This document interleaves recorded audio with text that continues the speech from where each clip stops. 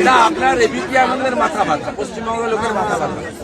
কৃষি সংসদের অধিবেশন হলেই ওখানে এপাক ওপাক ওপাক করতে যায়, অশ্বডিম্ব, কিচ্ছু হবে না।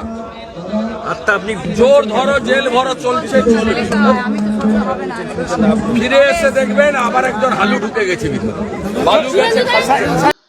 ফিরে এসে দেখবেন আরেকটা বালু ঢুকে গেছে ভিতরে। শুভেন্দু রবিবার রাজ্যের মুখ্যমন্ত্রী যাচ্ছেন দিল্লিতে। প্রধানমন্ত্রীর সঙ্গে তিনি মিটিং করবেন। মূলত রাজ্যের বকেয়া টাকা নিয়ে এই সভা বলে জানা যাচ্ছে। এই অবস্থায় মুখ্যমন্ত্রী মমতা বন্দ্যোপাধ্যায়ের দিল্লি সফরকে কটাক্ষ করে চাঞ্চল্যকর হুঁশিয়ারি দিলেন বিরোধী দলনেতা শুভেন্দু অধিকারী। রবিবার পানিহাটিতে সাংবাদিকদের মুখোমুখি হয়ে তিনি বলেন, ফিরে এসে দেখবেন আর একটা বালু ঢুকে গেছে ভিতরে। তিনি আরো বলেন, ওতে কিছুই হবে না। প্রতিবারই সংসদের অধিবেশনের সময় এপাং ওপাং ঝপাং করতে যায়। ঘটনাচক্রে শুভেন্দুর একাধিক ভবিষ্যৎবাণী আগে মিলে গেছে।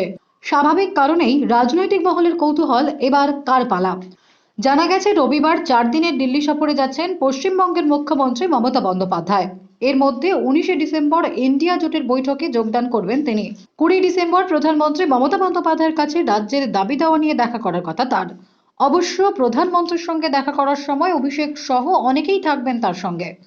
এই অবস্থায় পানিহাটিতে বিরোধী দলনেতার বক্তব্যে অনেকেই শঙ্কিত।